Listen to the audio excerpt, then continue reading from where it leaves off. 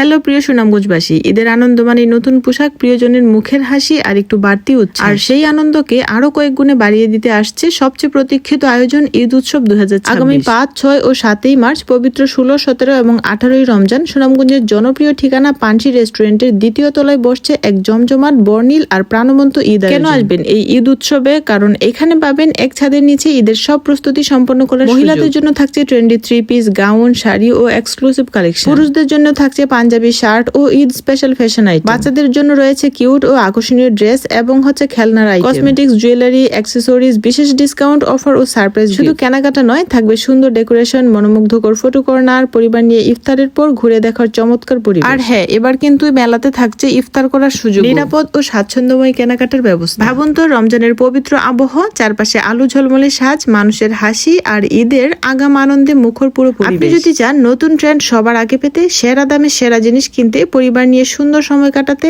আর ঈদের শপিং কে করতে স্মরণীয়, তাহলে কিন্তু এই আয়োজনটি মিস করা যাবে না। স্থান পানসি রেস্টুরেন্টের দ্বিতীয় তলায়, পুরাতন বাস স্ট্যান্ড, সুনামগঞ্জ। তারিখটা মনে রাখবেন, আগামী মার্চ মাসের 5, 6 এবং 7 তারিখ। আর রমজানের হিসাব করলে 16, 17 এবং 18 রমজান। 3 দিন ব্যাপী এই মেলায় পাবেন হোম ডেকোর আইটেমও, যা বর্তমানে খুবই ট্রেন্ডি, কারণ সবাই তাদের ঘরকে এস্থেটিক লুক দিতে চায়। গসিপ কুইন গার্লস গ্রুপের উদ্যোগে অনুষ্ঠিত হতে যাচ্ছে 3 দিন ব্যাপী এই ঈদ উৎসব জমকালো। এখানে বাচ্চাদের খেলনা থেকে শুরু করে মেয়েদের জুয়েলারি, কসমেটিক্স, ব্যাগ সবকিছুই পেয়ে যাবেন এক ছাদের নিচে। পবিত্র ঈদ উল ফিতরকে সামনে রেখে ঈদ উল ফিতরের আনন্দকে আরো বাড়িয়ে দিতেই আয়োজন করেছে এই মেলা। গসিপ কুইন্সের এই 3 দিন ব্যাপী ঈদ উৎসবে আপনিও চলে আসতে পারেন আগামী 5, 6 এবং 7 মার্চ। দেখা হবে আপনাদের সাথে আগামী 5, 6 এবং 7 মার্চ পানসি রেস্টুরেন্টের দ্বিতীয় তলায়, পুরাতন বাস স্ট্যান্ড, সুনামগঞ্জ। সে পর্যন্ত সবাই অনেক ভালো থাকবেন। দেখা হবে ঈদ উৎসব 2026-এ। আজকের ভিডিওটি এই পর্যন্ত। ভিডিওটি ভালো লাগলে অবশ্যই লাইক, কমেন্ট আর ফলো করতে ভুলবেন না। আল্লাহ হাফেজ।